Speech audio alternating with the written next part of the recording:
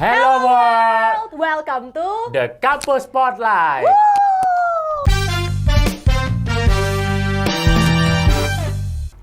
Halo semuanya.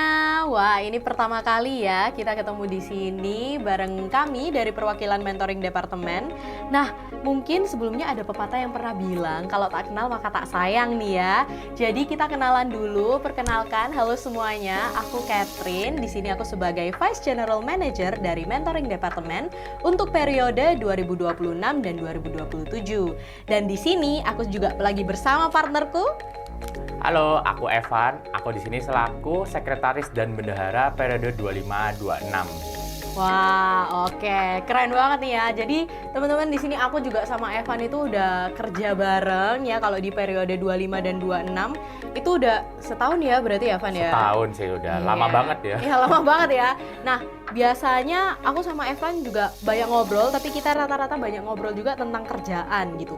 Nah, tapi kita pernah nggak sih, Van, kayak ngomong lebih dalam mengenai mentoring departemen? Kok kayaknya jarang ya? Masih jarang sih, kayak kebanyakan makan kalau kita bukan ngomong ya. Iya, Mungkin ya. betul. Kita kebanyakan makan ya, benar-benar. Jadi teman-teman, nah di sini kita itu akan banyak mengulas lebih dalam mengenai mentoring departemen.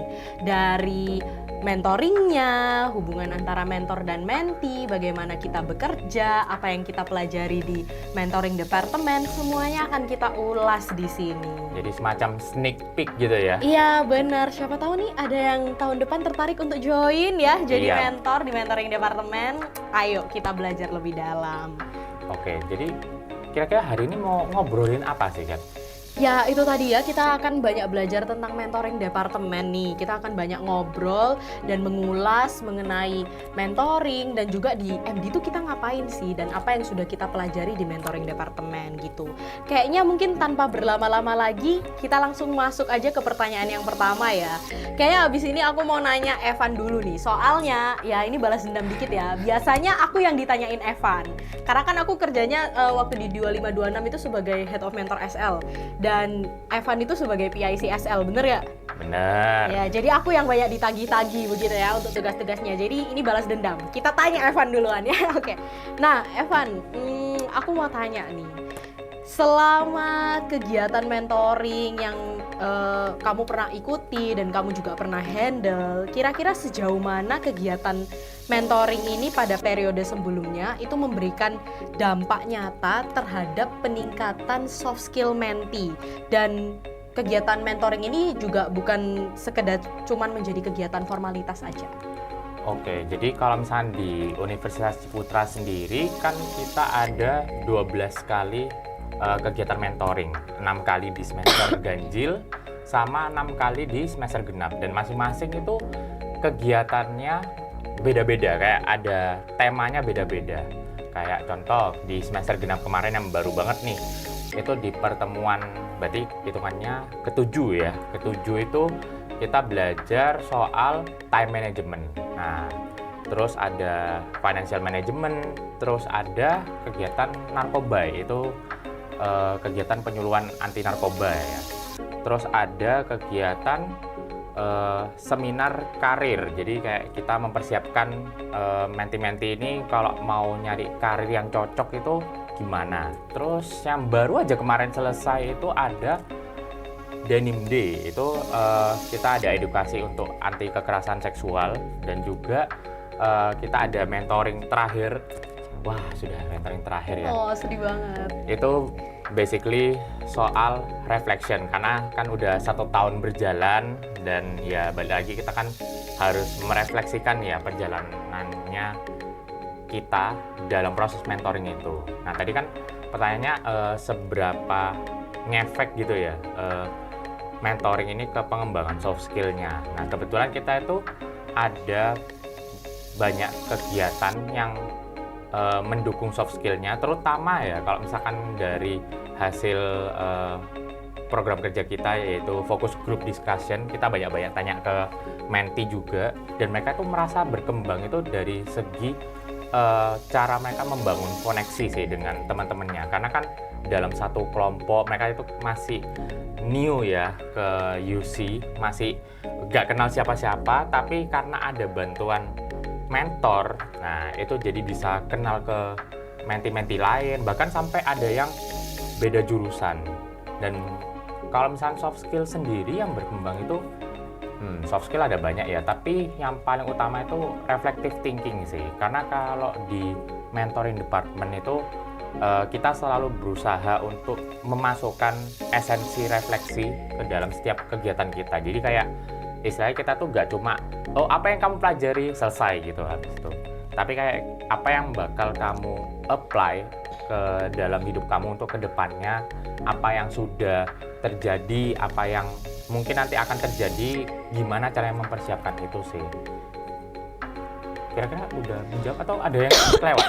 Wah, menjawab banget ya kalau dari jawabanmu tadi. Dan sebagai yang ikut FGD juga, yang menanyakan pertanyaan, jadi aku juga mendengar nih jawaban-jawaban dari Menti juga kan, dan jawaban-jawabannya benar sih. Jadi kalau dari Menti itu teman-teman, benar seperti apa yang sudah Evan sampaikan ya, mereka itu banyak yang merasa lewat mentoring ini itu sangat mengembangkan mereka dari cara membangun relasi, meningkatkan kemampuan mereka dalam berkomunikasi baik dengan mentor dan juga satu sama lain ya dalam kelompoknya mereka begitu.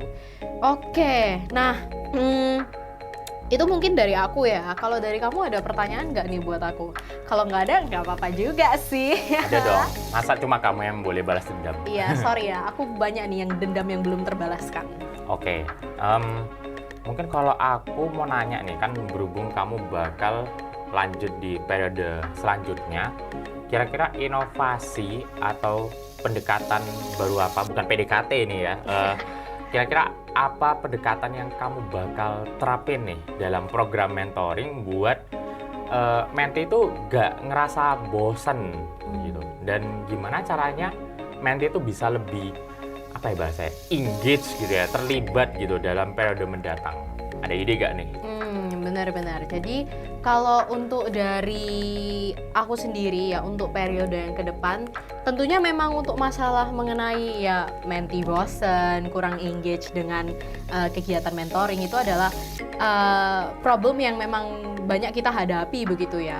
Dan upaya-upaya yang sudah kita lakukan sendiri itu dari ya kamu tahu lah ya, kita kan di periode sebelumnya juga, yaitu kita udah mencoba untuk mendesain dari aturan mentoringnya itu ya nggak boleh dalam bentuk klasikal di kelas, harus satu-satu one-on-one antara kelompoknya dengan mentornya sendiri gitu. Dan juga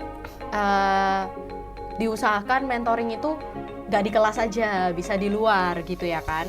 Nah itu sebenarnya adalah salah satu yang juga pengen dari di 2627 itu aku untuk bisa mengembangkan itu bersama dengan tim-timku juga gitu ke depannya, supaya sistem dalam penjalanan mentoring ini yang seperti itu bisa dijalankan dengan lebih konsisten begitu ya. Karena kalau aku lihat juga sendiri, maksudnya dari FGD yang kemarin dilakukan, ternyata menti itu juga merasakan kalau lebih engage dan lebih dapat memaknai materi yang didapatkan itu lewat mentoring yang seperti itu. Jadi yang dilakukan bersama mentornya, dilakukan di luar ruangan gitu ya. Jadi aku juga cukup senang sih sebenarnya mendengar itu. Dan dari mereka itu juga ya memberikan feedback untuk kedepannya supaya mentoring itu lebih engaging itu seperti apa. Dan dari feedback itu juga akan aku dan timku gunakan sih untuk pengembangannya mentoring ke depan gitu. Supaya ya, karena kan kita di sini juga hadir untuk menti ya. Jadi kita pasti akan menggunakan saran-saran, kritik dan saran dari menti itu ya untuk pengembangan mentoring juga ke depannya gitu. Tapi tadi kan kamu ngomong kalau misalkan kita bakal mentoring di luar itu di mana? Di luar Surabaya gitu kan? Waduh, boleh ya disponsori oleh Evan Kristanto. Skip ya, mohon maaf nih ya. Kalau di luar itu maksudnya di luar ruang kelas, Van. Jadi mungkin kalau kamu ingat waktu prosesnya ini dari awal yang waktu kita masih jadi menti sampai sekarang kita udah ada di SMLT ini, itu kan awalnya kita banyak mentoring itu ya di kelas gitu ya kan, di kelas. Jadi dan banyak juga jurusan-jurusan itu yang mentoringnya juga kayak kelas. Jadi penyampaian materinya itu di depan kelas gitu kan, mentinya duduk mendengarkan. Nah Sebenarnya setelah dievaluasi, cara-cara mentoring seperti itu ternyata kurang disukai oleh menti gitu. Jadi kalau misalnya mentoringnya disampaikan seperti kelas, ya mereka itu juga merasanya kayak aduh kayak kelas gitu ya kan, maksudnya bosen juga gitu, dan juga akhirnya kurang engage dan nggak dapet nih esensi dari materi yang sebenarnya mau disampaikan oleh mentornya gitu, karena sistemnya yang dibuat kayak presentasi kayak kelas gitu kan. Nah dari mereka tuh ternyata lebih suka kalau misalnya iya mentoringnya satu bareng kelompok aja gitu, terus di luar itu maksudnya di bukit gitu ya kan. Bukit mana? Bukit Jogja. Bukit mana ya? Aduh, kalau bisa di Bukit Premium yang di Malang ya, itu boleh. kayaknya seru ya. Aduh, tapi jauh banget. Ya maksudnya itu bukitnya UC itu yang iya, dekatnya benar, UC benar. Plaza di situ. Atau kalau misalnya tidak memungkinkan untuk di luar ruangan pun ya bisa di aku nggak tahu ya namanya apa sih, ruangan space yang di luar kelas itu yang di pre-functionnya gitu. Iya, kayak di pre-functionnya di jurusan-jurusannya mereka itu, ya itu juga mereka lebih oke. Lounge Student benar. lounge, ya student lounge ya. Jadi lebih suka kalau misalnya pokoknya selama berkelompok, nggak digabung satu kelas gitu.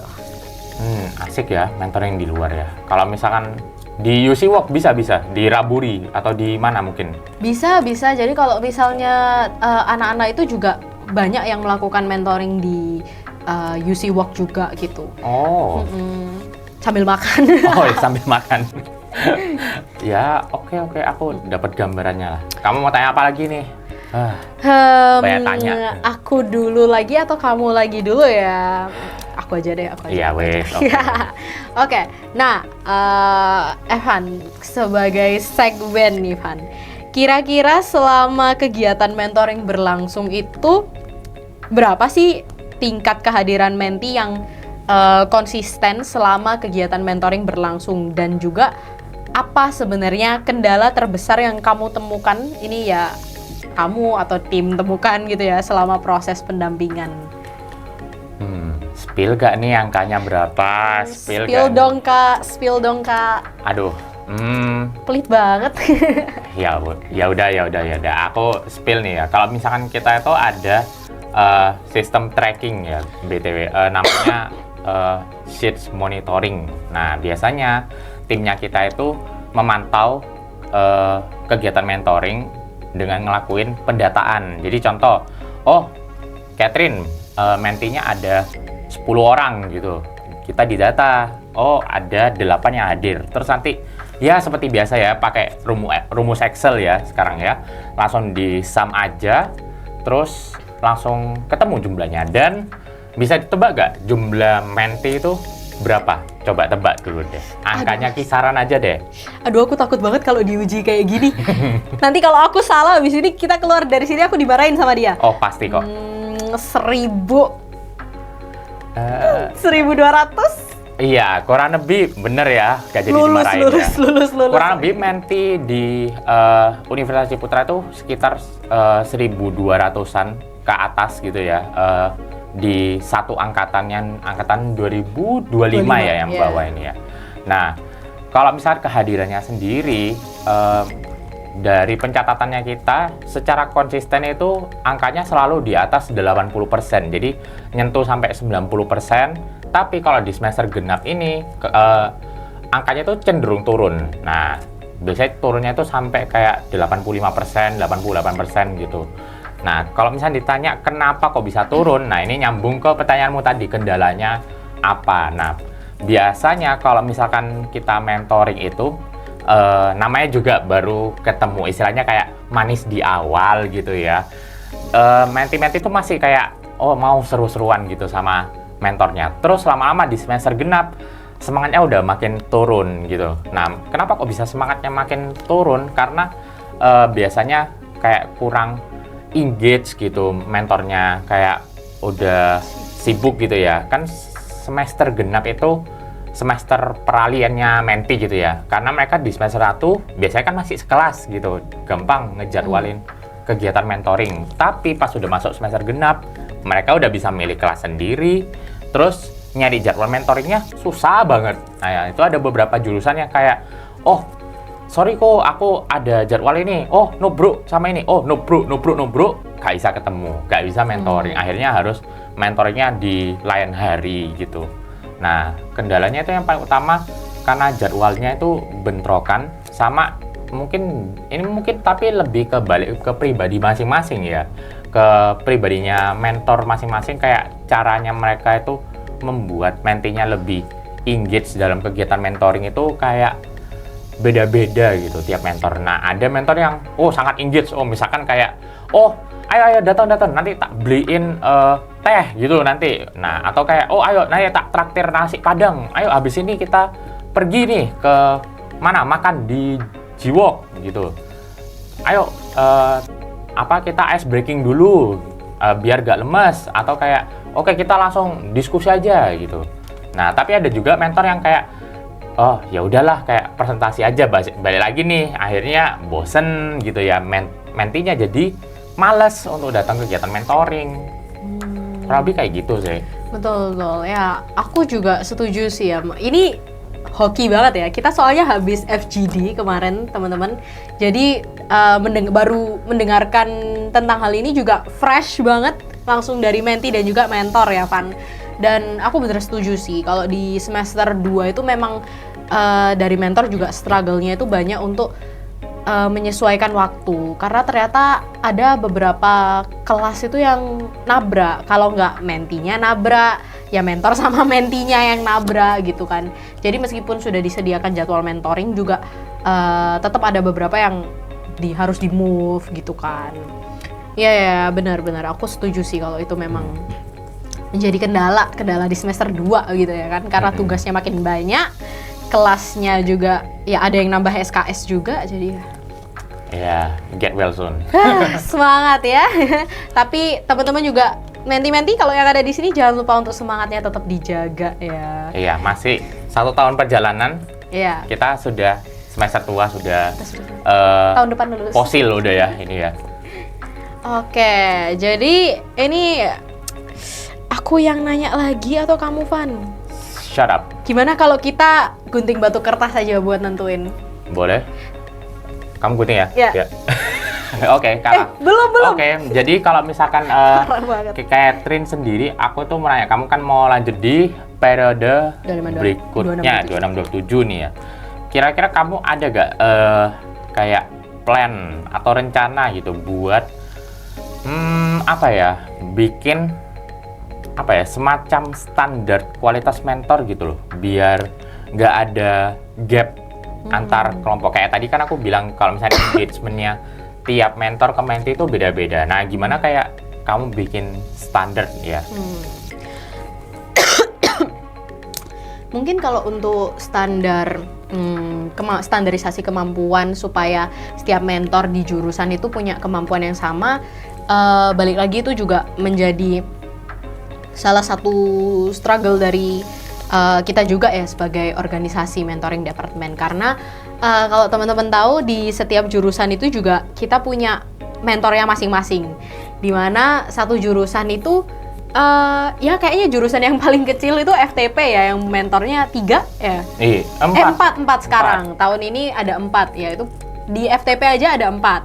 Tapi di jurusan-jurusan lain itu bisa ada 7, 10, bahkan kalau untuk IBM itu ada sampai 30-an mentor begitu ya kan. Dan in total mentoring departemen itu punya sekitar 125 mentor untuk periode ini 25-26. Nah, jadi memang untuk standarisasi kemampuan itu cukup sulit ya, karena ya mentornya sebanyak itu dengan jurusan yang berbeda-beda. Cuman kalau dari ya upaya-upaya yang sudah dilakukan itu ya tentunya dari kita mentoring departemen ya mengusahakan untuk memberikan pembekalan.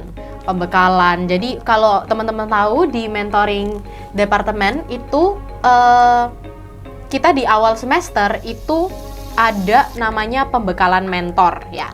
Pembekalan mentor 1 dan pembekalan mentor 2 itu untuk di awal semester 2, teman-teman.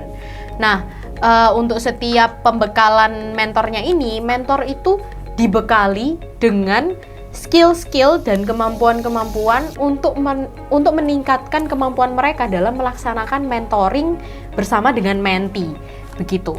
Nah, jadi memang itu yang sudah dilakukan begitu ya. Untuk strategi kedepannya itu masih dipikirkan juga bersama tim ya. Aku nggak bisa spoiler banyak-banyak teman-teman ya. Tipis-tipis lah, Ya, tipis-tipis. tipis-tipis. Ya, nanti untuk kedepannya memang akan ada ya harapannya bisa meningkatkan dari pelatihan-pelatihan yang sudah ada ini, mungkin akan di twist sedikit ya, akan di twist sedikit supaya kita juga bisa belajar dari evaluasi-evaluasi sebelumnya, dan harapannya dengan twist ini ya, twist ini bisa mentor dari setiap jurusan itu bisa memiliki standar kemampuan yang kurang lebih ada di taraf yang sama begitu. Oke, kira-kira kalau misalnya pembekalan sendiri apa nih yang dibekali biasanya emang? Oke. Jadi kalau dari pembekalan mentor sendiri itu yang biasa kita bekali adalah ya dari bagaimana mereka berkomunikasi dengan mentee. Jadi biasanya diajarin juga, oh ya kalau mentinya ada punya masalah seperti ini, cara komunikasinya seperti apa, bagaimana cara meng-approach mentee yang memiliki problem seperti ini gitu ya. Dan nggak cuma itu, tapi juga tentang bagaimana mentor bisa mengakses penilaian mentor IRPAR ya, individual report dan performance appraisal-nya mentee itu lewat CIS seperti apa cara mengisinya. Jadi ya aku sebagai yang pernah mengikuti pembekalan mentor juga merasa sangat membantu sih gitu. Dan kemarin ya dari FGD juga dari teman-teman mentor menyampaikan kalau pembekalan mentor itu memang membantu gitu. Oke, kurang lebih paham lah. Mau nanya apa lagi kamu? Oke, kalau dari aku mau tanya nih, kira-kira gimana sih kamu menilai kecocokan atau chemistry antara mentor dan mentee pada periode sebelumnya? Ada. Talking about chemistry. Chemistry apa ini? Chemistry.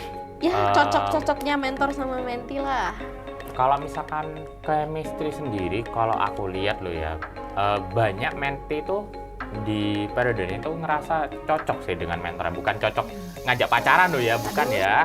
Maksudnya kayak cocok dalam kegiatan mentoring itu kayak mereka dalam tanda kutip itu puas dengan kegiatan mentoringnya yang dibawakan sama mentornya. Jadi kayak banyak yang ngerasa cukup bonding dengan mentornya. Terus ada juga yang bahkan sampai sekarang masih sering pergi sama mentornya gitu, jalan-jalan segala macam, sampai ya bisa dibilang awet lah hubungannya ya. Tapi memang ada beberapa mentor ya mungkin ya, kalau misalnya dari yang aku dengar-dengar juga udah gak terlalu akrab sama mentinya, mungkin kayak masih sekedar ketemu aja atau kayak ketemunya cuma saat kegiatan mentoring. Tapi biasanya tuh karena jadwalnya tuh sebenarnya senubruk itu, karena kayak makin tua semesternya ya semakin banyak kesibukannya, jadi jarang main sama mentinya gitulah.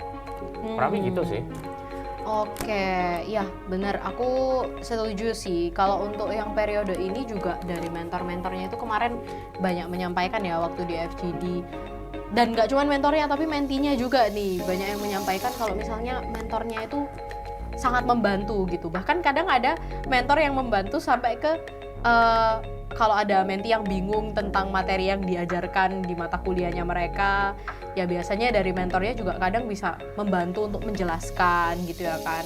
Dan nggak cuma itu, tapi kalau misalnya mentinya lagi ada masalah mau curhat, juga mentinya curhat ke mentornya juga gitu ya. Jadi dari aku juga setuju sih kalau misalnya tahun ini periode ini chemistry-nya dengan mentor itu oke sih. Ya nggak sih? Iya, cukup oke sih menurutku. Dan juga ini sedikit out of topic lah, maksudnya kayak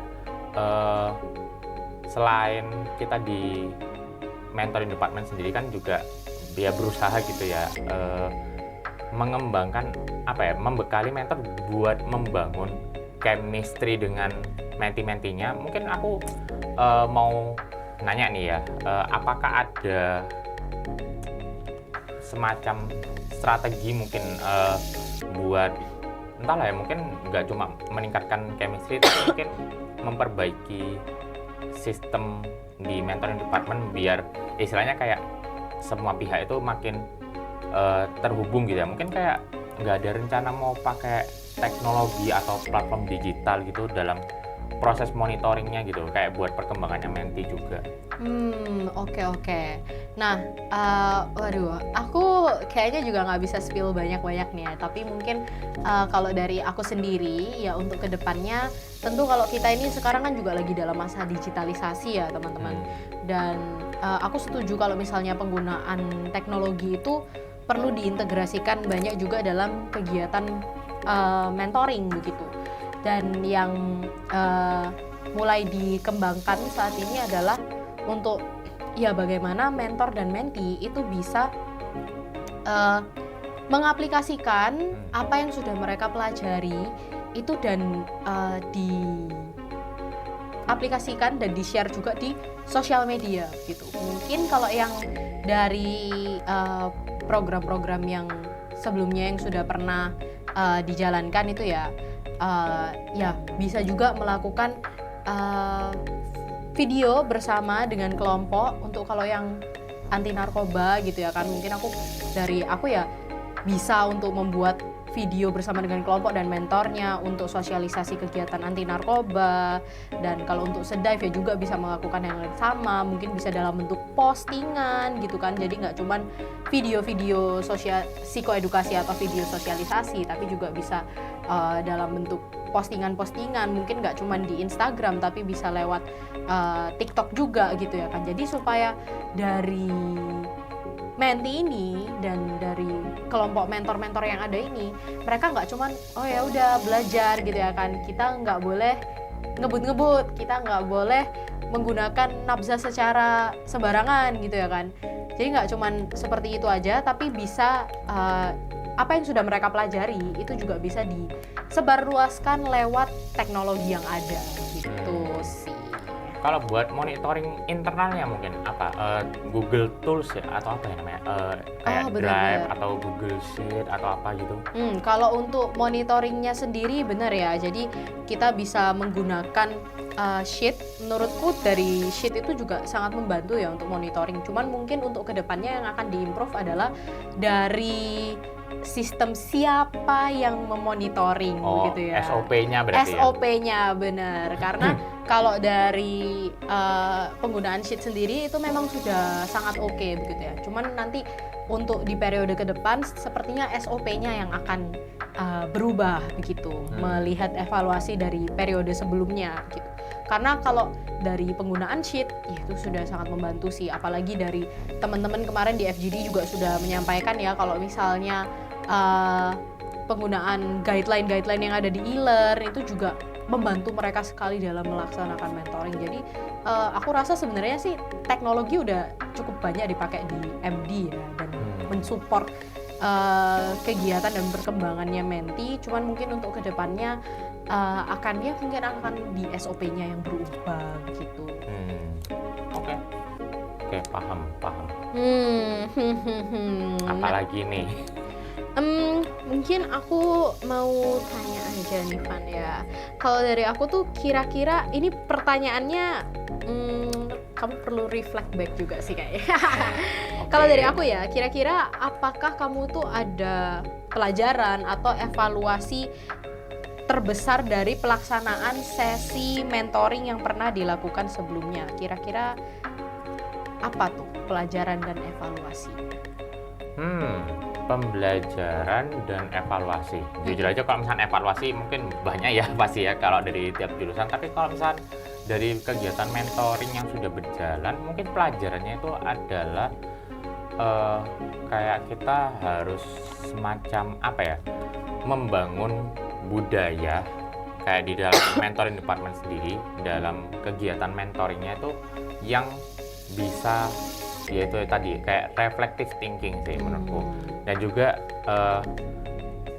apa ya, kalau aku ngomongnya tuh kayak value based thinking gitu. Jadi kayak kita tuh melihat suatu kegiatan itu berusaha melihat value-nya instead of kayak ini kayak gak guna. Kayak misalnya contoh aku ngomong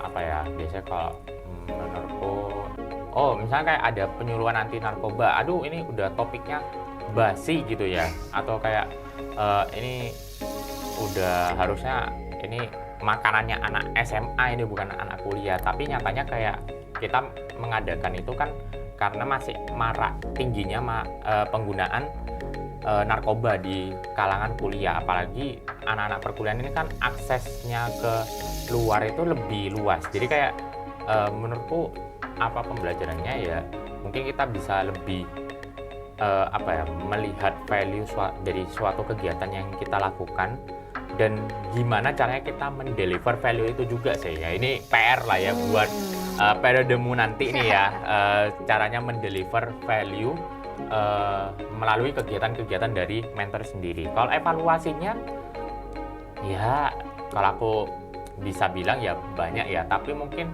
lebih ke jangan terlalu fokus ke teknis. Istilahnya kayak teknis itu yang penting dipersiapin dari jauh-jauh hari, kayak oh ya detailnya ini bakal diadakan di mana, terus siapa yang ikut, nanti alurnya gimana.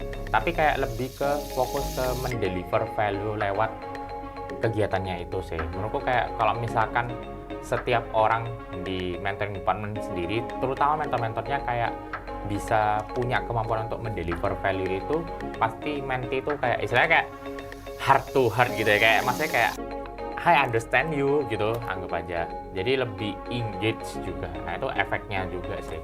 Nah ya, talking about budaya, selain budaya reflective thinking ya, itu menurutku kayak ada budaya yang perlu dikembangkan juga, itu budaya memfeedback sih kayak. Nah tapi aku mau tanya nih, kalau soal budaya feedback nih, feedback ini kan biasanya lebih ke internal kalau kita ngomongnya, tapi menurutku kayak budaya feedback itu juga perlu ditanamkan di mentor ke menti dan menti ke mentor, karena kadang ada yang istilahnya sungkan gitu ya, kayak dek jangan gini ya dek, jangan ini, tapi kayak Siap deh. orang kan kalau misalkan cuma dibilang jangan itu kan kayak agak defensif gitu ya jadinya. Nah kalau misalnya dari kamu sendiri ya Ken, nanti kira-kira ada gak langkah supaya kamu tuh bisa membangun budaya feedback yang apa ya istilahnya, lebih terbuka antara mentor dengan menti itu sendiri. Jadi kayak itu kan nanti ngefek ke gimana pelaksanaan kegiatan mentoring juga guys. Oke. Nah, kalau untuk membangun budaya feedback ya teman-teman, aku tuh percaya kalau misalnya dalam organisasi, budaya itu perlu dari atas itu mengalir sampai ke bawah. Jadi dari atas itu perlu bisa set example, dan nanti yang bawah pasti juga akan mengikuti. Jadi kalau dari aku sendiri, budaya feedback ini sudah mulai aku tanamkan dari sekarang bersama dengan timku yang sudah ada. Jadi sekarang itu kan sudah ada HOM Koor ya kan, SL-nya udah ada, HC-nya juga udah ada gitu ya kan, Kosbunya juga, Kosbu baru masuk tapi ya kan, jadi baru masih sama HC sama SL nih banyaknya, karena mengurus untuk pembekalan untuk SLDR SLDC. Jadi kalau dari aku sih sebenarnya untuk menerapkan budaya feedback dari mentor dan menti itu perlu sampai ke atas, jadi sampai ke SLT. Dari SLT harus bisa menunjukkan dan menjadi set example. Kalau misalnya ada salah ya kita bisa saling memfeedback gitu ya kan. Kalau dirasa ada something yang kok kurang gitu ya kan, bisa memberikan feedback secara asertif dan juga jadi less blaming ya. Aku tidak mengencourage budaya untuk siapa salah, mencari siapa yang salah, tapi kita di sini bekerja sama sebagai satu tim. Kalau memang ada kesalahan, oke, kita solve bareng-bareng gitu. Tapi solve bareng-bareng bukan berarti ya kita tidak menfeedback gitu ya kan. Feedback itu perlu selain untuk pengembangan pribadi, tapi juga untuk pengembangan tim kedepannya gitu. Jadi ya kalau dari SLT dan HOM misalnya, kalau misalnya ada sesuatu yang gemis, kita harus belajar saling feedback. Dan dalam feedback yang diberikan itu, kita juga perlu mengajarkan untuk, ya kan yang paling dekat dari SLT ke HOM ya. Dari HOM itu juga kita perlu mengajarkan ke HOM untuk bagaimana mereka itu oke ini kita akan mengasih feedback gitu ya kan. Nah, kedepannya kalau misalnya sama koor, ada miss sama koor, ada problem sama koor, kamu juga perlu bisa untuk mengembangkan kemampuan ini gitu dan mengajarkan koormu gitu. Iya. Dan nanti HOM-nya mengajarkan koornya Terus- mengajarkan ke terus mentor. gitu Iya ya. betul begitu. Jadi itu sebenarnya salah satu plan yang sudah aku pikirkan dari awal banget gitu ya kan. Jadi memang untuk sekarang ya baru masih sama HOM sama koor aja sih kan. Cuman harapannya ke depannya ini juga nggak cuman sebagai budaya, ya budaya pasti gitu ya kan. Cuma nanti kita pasti akan integrasikan juga hal ini ke dalam pembekalan yang kita punya. BTW, buat yang bingung tadi ya, SLT itu singkatannya Senior. Leadership team. Ya, itu mencakup General Manager, ketuanya, Vice, ya Vice. calon Vice sih, sama kayak aku, Sekretaris sama Bendahara. Kalau Head of Mentor, itu singkatannya dari SMLT. Oh, Iya, head of HOM ya. HOM, Head of Mentor ya kan. Iya. Head of Mentor itu ada Student Life, ada Human Capital, terus Sama sekarang ada- itu ada Head of Wellbeing yang megang counseling body. Sama Public Oh, Relations. sama PR, HOM Head of Mentornya Public Relation, Iya. begitu. Itu for konteks ya teman-teman ya. For your information. Iya. Nah, oke. Nah, kalau misalnya dari aku mungkin seperti itu ya, Van. Nah, tapi untuk periode ke depan itu juga dari kita tim yang baru itu kan juga ya karena aku yang di sini jadi aku juga masih beradaptasi begitu ya dengan segala administrasinya yang ada di organisasi itu. Dan sebenarnya aku tuh pengen belajar juga sih, Van. Dari kamu tuh kira-kira sistem pelaporan dan evaluasi mentor pada periode sebelumnya nih, menurutmu apakah udah cukup transparan, objektif dan efektif? Aku pengen tahu nih soalnya pengen belajar. Pelaporan sama evaluasi ya. Kalau misalnya pelaporan sama evaluasi sendiri, kita tuh ada beberapa meeting, istilahnya namanya tuh mentor minute monthly. Nah, mentor minute monthly itu di situ kita itu basically kita itu nge-briefing all mentor soal persiapan proker kita ke depannya, sama ada evaluasi mentoring. Tapi kalau misalnya sistem pelaporannya sendiri, biasanya kita itu alurnya dari bawah ke atas. Jadi kayak dari mentor, misalkan ada eval, nah itu dilaporkan ke student mentor koordinatornya jurusan masing-masing. Nanti sama student mentor koordinatornya ngelaporin ke head of mentor, direkap gitu istilahnya. Terus nanti didiskusikan antara head of mentor sama senior leadership team. Jadi kayak istilahnya kayak feedback atau evaluasi itu nggak cuma berhenti di bawah, tapi sampai ke atas dan didiskusikan bersama-sama dan dilaporkan juga kayak ke mentor-mentor kayak, guys, kita menerima evaluasinya kalian kok. Kayak kita olah, kita coba usahakan untuk perbaikan ke depannya. Kalau misalkan tidak bisa diimplementasikan di semester, misalnya dari semester ganjil ke semester genap. Kalau misalnya dari semester genap tidak bisa diperbaiki, masih ada yang kurang, kita perbaiki di periode berikutnya. Kurang lebih kalau untuk pelaporan seperti itu sih kurang lebih. Jadi kayak lebih ke personal sih ngomongnya, kayak dari yang punya evaluasi diinfokan ke yang jabatannya di atasnya gitu. Jadi kayak muter gitulah istilahnya. Terus kita coba cari solusinya gimana caranya kita bisa apply ke mentor yang ada. Tapi kalau misalnya ditanya apakah sudah cukup transparan, sudah cukup harusnya ya. Kalau misalkan objektif, menurutku kalau objektif itu kayaknya masih belum sepenuhnya, karena kan ada beberapa evaluasi yang sifatnya itu cukup subjektif, tergantung dari pengalaman mentornya masing-masing. Tapi biasanya meskipun sesubjektifnya itu tetap berusaha melihat situasinya, kayak beneran dikulik ya istilahnya, kayak dicari tahu, oh ini penyebabnya itu kenapa. Kayak contoh biasanya, oh mentinya males, nah itu kan kayak agak subjektif gitu ya. Tapi kayak, oh kenapa, oh kehadirannya loh cuma 2, kelompokku 15. Nah ternyata setelah dicari tahu, oh ternyata nabrak kelas mereka tapi nggak ngabarin ke mentornya. Nah gitu, jadi kayak kita coba cari tahu gitu, kurang lebih kayak gitu sih ya. Sama akhirnya tuh bikin jadi, soalnya kadang-kadang karena berbagai evaluasi dan juga itu kan banyak masalah gitu ya. Kadang ada yang masalahnya sampai konflik internal gitu antara mentor sama mentee. Nah, kalau misalnya sampai itu terjadi, nah ini aku akan balik bertanya ke kamu ini ya. Kira-kira kalau ada konflik gitu, prosedur mediasinya itu kayak apa yang bakal kamu terapkan? Oke, kalau mungkin aku jawab cepet aja ya. Kalau kedepannya sih, kalau teman-teman tahu kita itu kan punya kalau untuk kasus-kasus yang ekstrim ya kita punya kayak case report. Nah harapannya kedepannya itu aku tuh pengen supaya case report ini bisa benar-benar digunakan gitu ya kalau memang ada kasus-kasus khusus. Tapi untuk, sorry pertanyaannya tadi apa lagi? Kalau misalnya ada konflik mentor sama mentee, Konflik antar prosedur mentee. mediasinya itu gimana? Oke. Nah itu sebenarnya kemarin juga baru kita bahas ya. Mungkin untuk kedepannya, aduh ini belum bisa di spill juga teman-teman, sorry ya, masih dalam tahap diskusi juga. Kalau yang lagi Tapi diterapkan aja. kalau yang lagi diterapkan sekarang itu koor, jadi koor yang turun. Karena mentor itu pasti akan menyampaikan, koor itu pasti akan bertanya ke mentor-mentornya mengenai kondisi menti-mentinya. Jadi sebenarnya ya kalau mentornya, karena itu kan satu jurusan ya. Jadi kalau misalnya mentornya tidak jujur pun pasti dari mentor lain itu kadang ada yang menotis gitu ya kan, dan itu akan didiskusikan bareng bersama koor.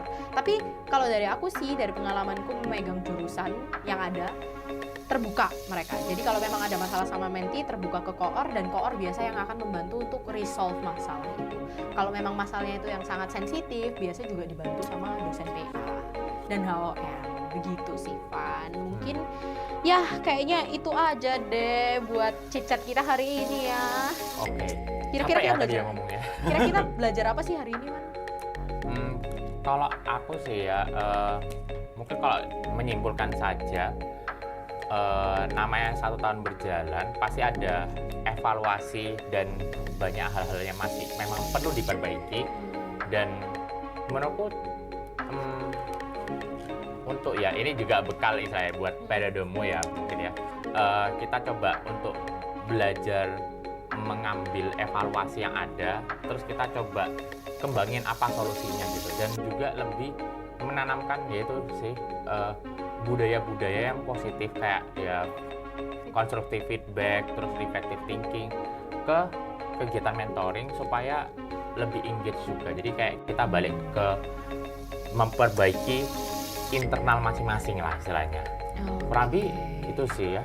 Oke, thank you ya Evan. Jadi mungkin teman-teman itu aja dari kami hari ini ya. Terima kasih banyak teman-teman yang sudah mendengarkan. Yes. Aku dan Evan kita banyak berbicara ya hari ini ya. Nah, mungkin untuk menutup hari ini, terima kasih ya teman-teman sudah mau mendengarkan. Nah, dari Evan ada kata-kata terakhir? Kalau dari aku, sampai jumpa di episode berikutnya. Bye world. Bye world.